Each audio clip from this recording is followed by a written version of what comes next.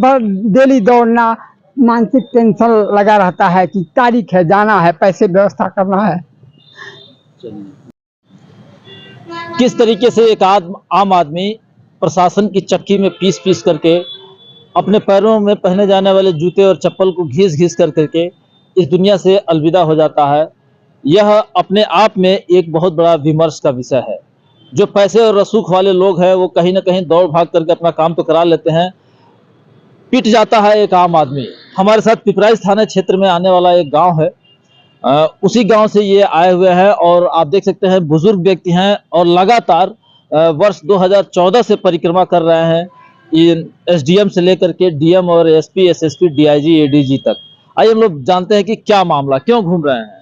Sir हमारा मामला है चकमार का अतिक्रमण का मामला हमारे ऊपर लगा दिया गया प्रधान उमेश सिंह द्वारा सन 14 से।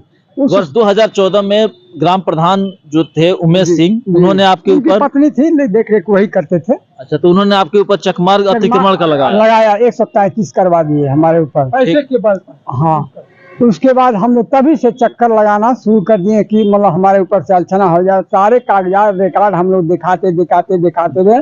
सन 24 हो गया है श्रीमान जी, 10 वर्ष बीत चुके हैं। देख सकते हैं आप कि किस तरीके से यह व्यक्ति दौड़ रहे हैं। अच्छा, पूरे मामले में अगर हम देखें तो मूल वजह क्या है कि आपको दौड़ना पड़ रहा कार्यालयों पे?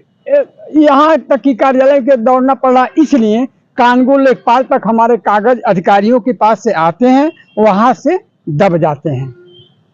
वहां से अधिकारियों के पास से पेपर आता है और दब जाता। लेखपाल कानगो तहसीलदार महोदय के आते आते खत्म हो जाता है, काम का निस्तारण नहीं हो पाता है। हम लोग फिर दौड़ते रहते हैं, दौड़ते ये सन 24 आ गया श्रीमान जी। 10 वर्षों से दौड़ रहे हैं, कितना पैसा आपने खर्चा कर दिया? अरे सर हम जानते हैं, मान लीजिए 300 350 डेली का खर्चा हो जाता है जब हम लोग आते हैं। तो 14 साल में जोड़ लीजिए सर, 10 वर्षों में जोड़ लीजिए सर, लाखों रुपया लगा दिया। हाँ लगा दिए, लेकिन अभी तक कोई मामला हमारे। अच्छा, कितना चकमार्ग है, कितने मतलब एयर जमीन? 10 एयर जमीन है। 10 एयर जमीन है, पतला सा 10 एयर का चकमार्ग है, 10 कड़ी का, वही 90-92 फीट लगभग लंबा है। उसका मुकदमा भी चल रहा है दीवानी न्यायालय में, उसमें स्थगन भी आदेश लागू है। तो स्थगन आदेश के बावजूद आपको हमने बहुत दरखास्त श्रीमान जी लिखे, लेकिन कोई सुनवाई नहीं। अधिकारियों के पास जाते हैं कि निस्तारण इसका करें, समझबूझ कर निस्तारण करें, आते हैं छोटे अधिकारियों के पास, लेकिन वहाँ बंद हो जाता है हमारा लेखा जोखा सब।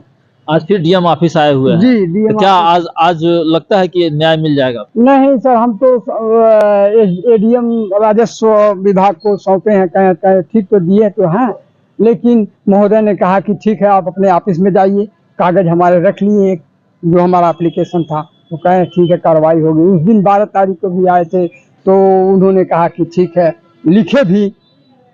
हाँ, वो IGRS एक बोलता है शायद, ऑनलाइन जो होता है IGRS, उसमें भी कुछ नहीं हुआ। उसमें भी नहीं कुछ हुआ। उसमें 17/1 को पड़ा है हमारा कि 17/1 है, 17 जनवरी तो 17 जनवरी पड़ा है, यही चेक करवाए। हमने कहा कि और उसमें डाल दिया गया हमारा कि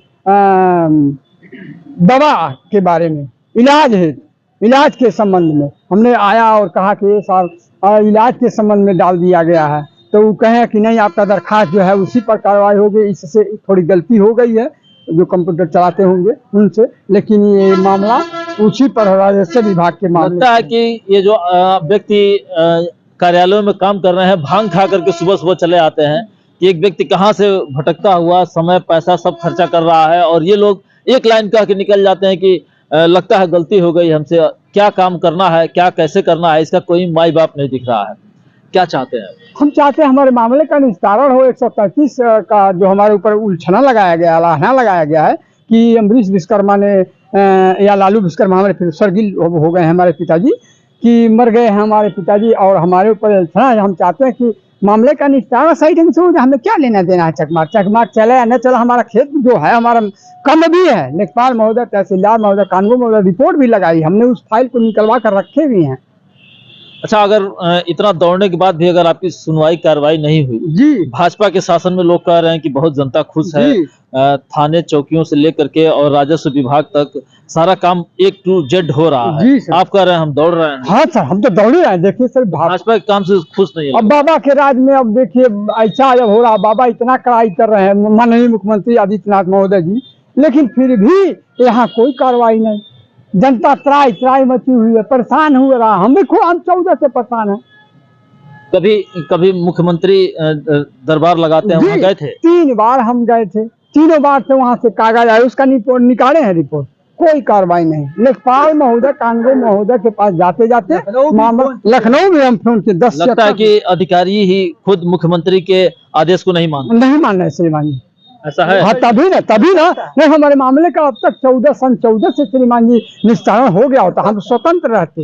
नहीं मानते, दिन भर डेली दौड़ना, मानसिक टेंशन लगा रहता है कि तारीख है, जाना है, पैसे व्यवस्था करना है।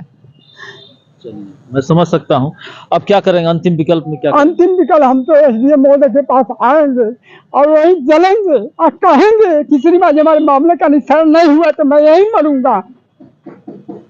आप देख सकते हैं कि कितना पीड़ा है। कोई व्यक्ति अगर 10 वर्षों से परिक्रमा कर रहा है इन कार्यालयों के, तो ये जो अधिकारी हैं अपने चैम्बर में AC ऑन करके बैठे रहते हैं, टाइट होकर के। लगता है कि वो वेतन जनता से ले रहे हैं, जनता के टैक्स से ले रहे हैं, और आम आदमी जो वोटर है, जिनके वोटों से आज सांसद विधायक माननीय बने बैठे हैं, उनको थोड़ी भी शर्म नहीं है।